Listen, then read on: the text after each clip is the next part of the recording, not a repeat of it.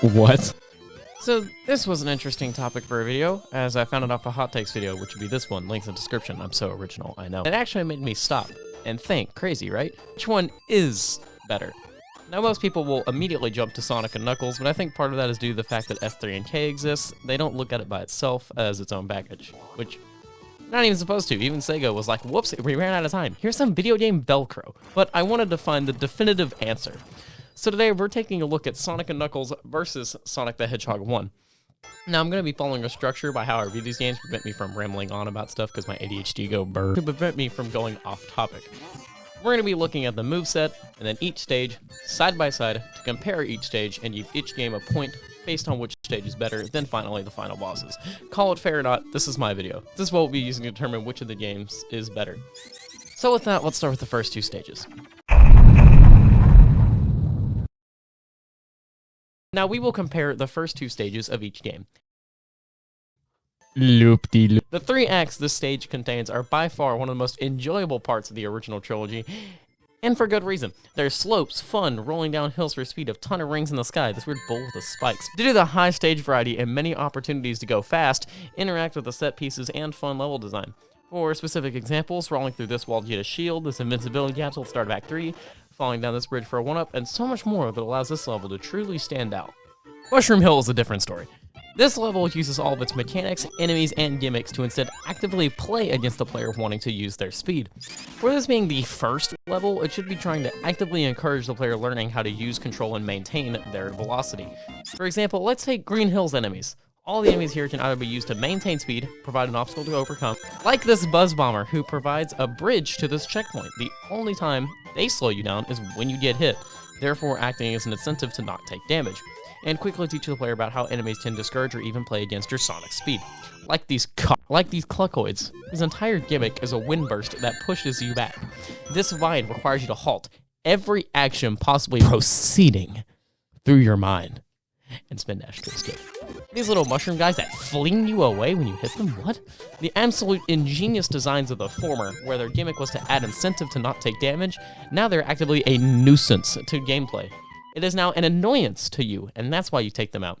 Taking damage is no longer a, maybe I could do that differently. It's now a, god damn it, I just want to play the game. So the first point goes to Sonic 1 here, as the first stage in Sonic 1 overall showcases the better execution of how a first stage should work in a game about a lightning-fast blue hedgehog. Now on to the second zone comparison.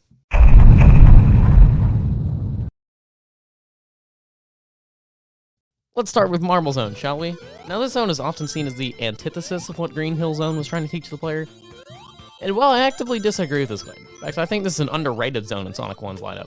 Well, you're probably expecting me to have backup for my preposterous claims, and, well, I will deliver.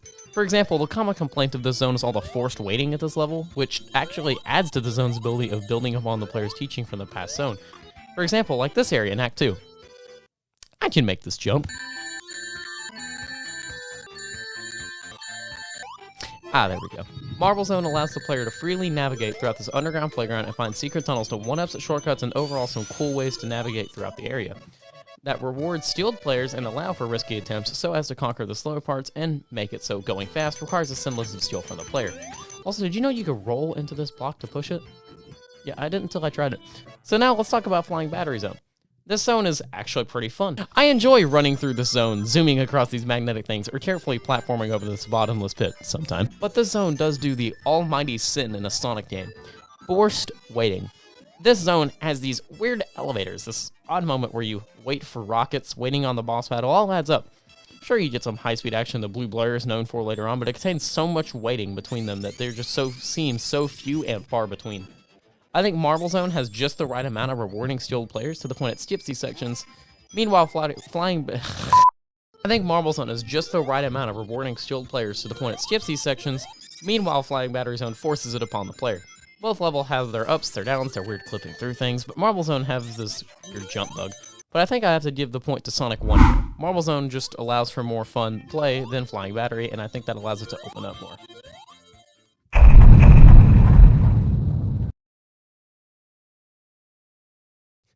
Spring Yard wins. Let me go ahead and preface that. First of all, Sandopolis is easily my least favorite zone in any Sonic game. Act 2 sucks, the gimmick isn't fun, it took me forever to beat as a kid. Remember when I said this video is completely objective? Yeah, neither do I. Apologies for my rant there. Here, now that my hatred has subsided, let me go into detail. Starting with Spring Yard. Spring Yard is also like mildly disliked in this game, as it is often seen as too slow, too much waiting, or... Where am I? Overall, Spring Yard is, in my humble opinion, a middle-of-the-road stage. The top routes are fun, rewarding to get to. The bottom routes, well, either way, this zone is a blast to run through, and intuitive bumper placement. This zone is easily the winner of these two. Sandopolis, good God, who in this development team said, yeah, this seems fun, what riveting gameplay I'm witnessing. Anyways, yeah, Sandopolis sucks. Okay, fine, I'll breeze through it. Enemies, not that fun. Act 1 boss, what is this? Act 2 is blah, there's a lot of unnecessary waiting. Yeah, Spring Yard better, moving on.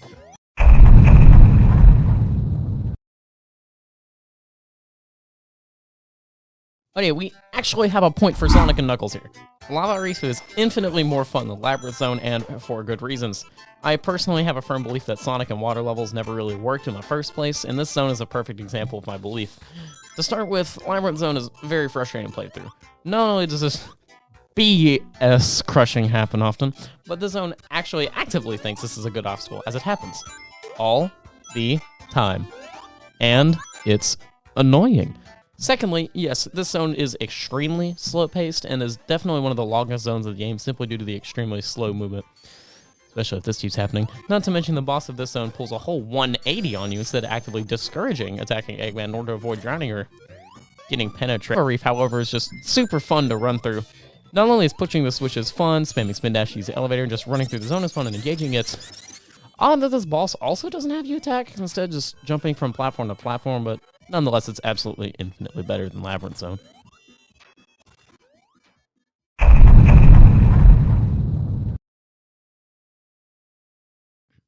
So, this was by far the hardest of the zones to pick between, as I wasn't expecting both zones to just be as fun to run through as they were. Well, for Starlight Zone, one thing is that all the acts feel relatively the same. Like, all the acts are just one big grand adventure, the boss is really fun mechanic-wise in this weird fan thing. But Starlight Zone takes complete advantage of what Green Hill was and plays on speed more than ever, and includes more obstacles, weird physics moments, loop-de-loops, slopes, and is overall a blast to run through. Sky Sanctuary Zone is one act, the whole thing, but it includes 3 mini-bosses, and the act itself is just an absolute blast to run through. Platforming through this level is fun, as well as launching yourself by jumping off these slopes. I have a problem. One thing is, both of these zones are absolutely fun, but I feel like Sky Sanctuary only being one zone holds it back just a little bit, but I also can't believe how entertaining Sky Sanctuary was, so I'm just going to give both games a point here, because I can't decide. If you think one zone is truly better than the other, just comment below, because I'll actually read it. Crazy, right? Alright, now on to the final zone.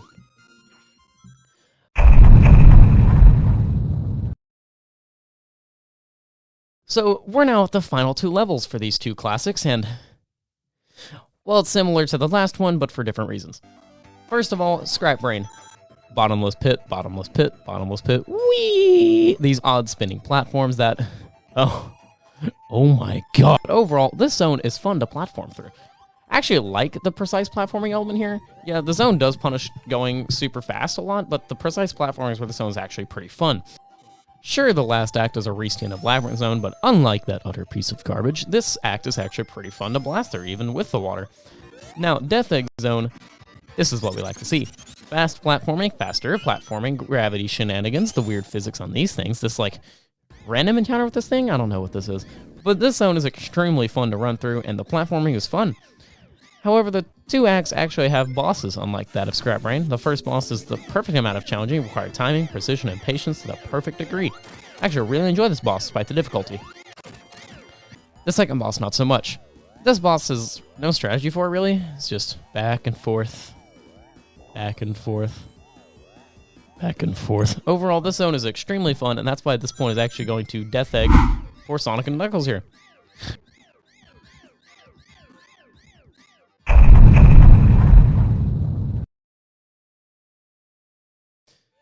So the Sonic 1 boss is mildly underwhelming. I know it's the first ever Sonic game, putting all their time to a gigantic final boss is a lot to ask for, but either way, it's hit once, hopefully, dodge attack, rinse, repeat, choose whether or not to destroy his last chance for survival, roll credits. Don't get me wrong, it's not bad by any means, it's fun, it's just Not that interesting, I suppose?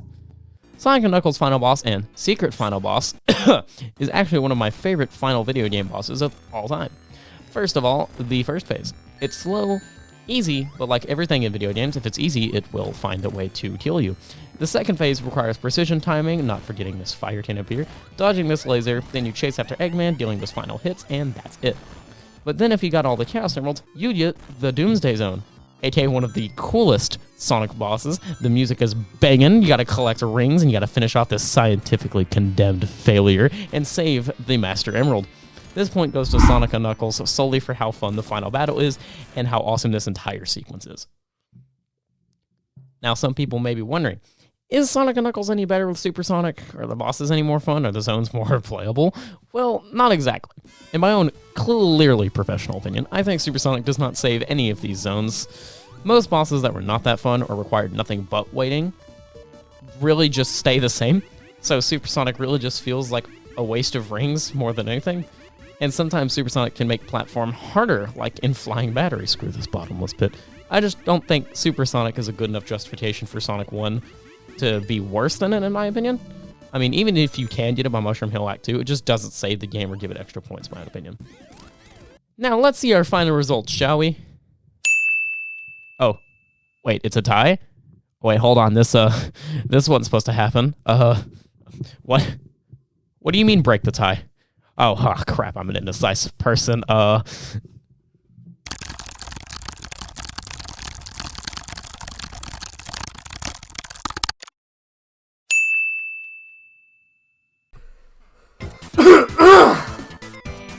Hey guys, it's me, Starman Mars, bad musician and someone who's played these games to a beyond obsessive extent. So, I guess I'll take this essay from here and break the tie. See, while Sonic & Knuckles does have the better final boss, Sonic 1 is just a better paced experience. The usage of Sonic's momentum and physics in Sonic 1 is really clever. Especially whenever it comes to levels like Marble Zone, where every waiting section is actually a momentum-based platforming puzzle. There's only one or two places in the entirety of Marble Zone where Sonic actually has to wait. As many know, Sonic 3 and Knuckles was originally supposed to be one big game, but the games were split for a few different reasons. The main one, from my understanding, was a Happy Meal promotion that Sonic Team had a deadline to meet. So when playing Sonic 1, you're playing a game that is the full intended experience. Meanwhile, with Sonic & Knuckles, you're playing the latter half of an overall amazing experience, but the pacing for S and K alone can feel a little jarring and random at times. It doesn't make sense as a single game. Thank you for allowing me on here. I'd really like to see my family again. Well, there you have it. Sonic & Knuckles is officially the worst classic Sonic game through perfectly balanced and objective means. Taking everything into account here, I actually firmly believe that Sonic 1 trumps Sonic & Knuckles for the same reason listed by Starman Mars. Sonic & Knuckles being split does cause the overall experience to feel odd in its pacing, difficulty, and so it does feel in and of itself like a half-baked cake. Because it is. Sonic 1, meanwhile, is a fully fleshed out experience with fun level design to an extent, and a fun, engaging experience. So in conclusion, Sonic 3 and Knuckles is better than both of these. With that, hope you enjoyed this video. Drop me a subscribe and like if you guys enjoyed this video and want to see more variety content. I do my best for weekly uploads and will continue to do so until I get back to my normal streaming schedule. With that, thanks Starman Mars for being a godsend, and make sure to stick around for the next video next week. Alright everyone, see ya.